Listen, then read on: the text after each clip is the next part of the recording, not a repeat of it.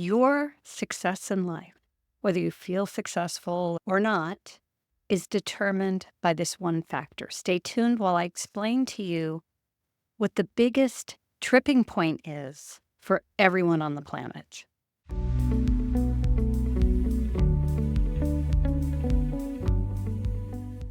So, success has a lot of variables and definitions. When I use it, I'm just thinking of your personal definition. This has nothing to do with holding up a yardstick and measuring your success against anyone else. We're not trying to keep up with the Joneses. It doesn't matter where you are on the income scale or relationship scale or anywhere else in life. Your rise to stardom in your career, it doesn't matter. The question is, how do you feel about it? Are you where you want to be in your life circumstances?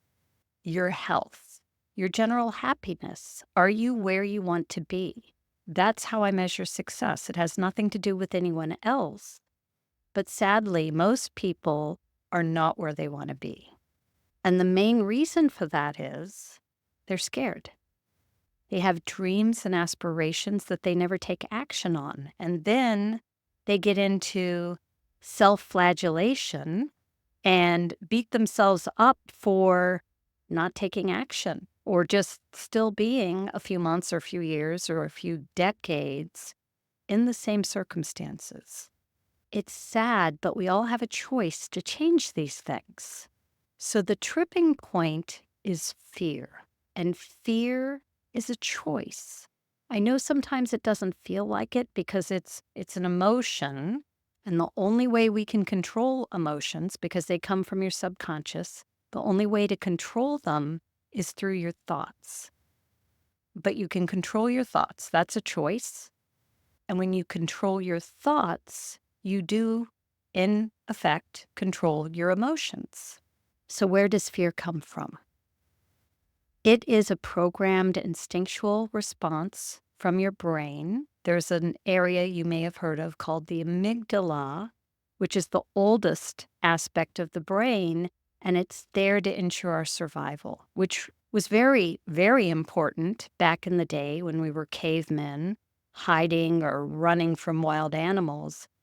It's more of a hindrance now, honestly, because the fear we come up against is more social or more, oh, gee, I'm scared of trying that new thing. There's nothing to fear 99% of the time. There's no actual threat or danger there. If you step back and analyze it, it's more of a social fear. What if I fail? What if I get it wrong? I'm not good enough. What if I can't do it? Who am I kidding? The prevalent cause of fear is our programmed instinctual response to change. That's to be expected. It's very normal.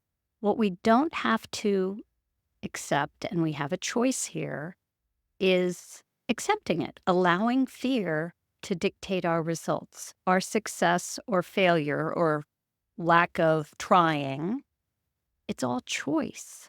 And yet, one person after another, the majority of the planet. So don't beat yourself up. I can hear you there thinking, oh, I wish I'd done that 12 years ago.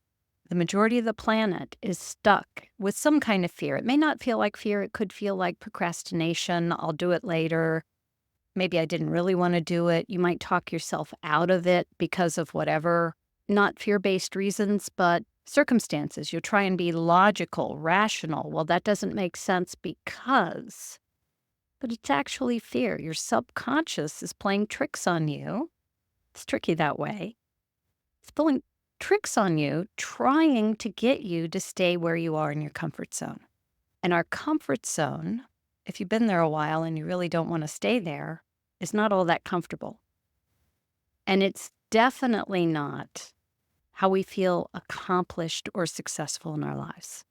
So the takeaway here is fear, whether you recognize it or not, because it has many shapes and iterations, it does not usually manifest really obviously as fear. You will not see it and recognize it as fear more than likely, But if you feel stuck or trapped and unable to pursue your goal or create success somewhere in your life, this is what's stopping you, and it's a choice. Don't forget to subscribe while you're here, and I'll see you on the next video.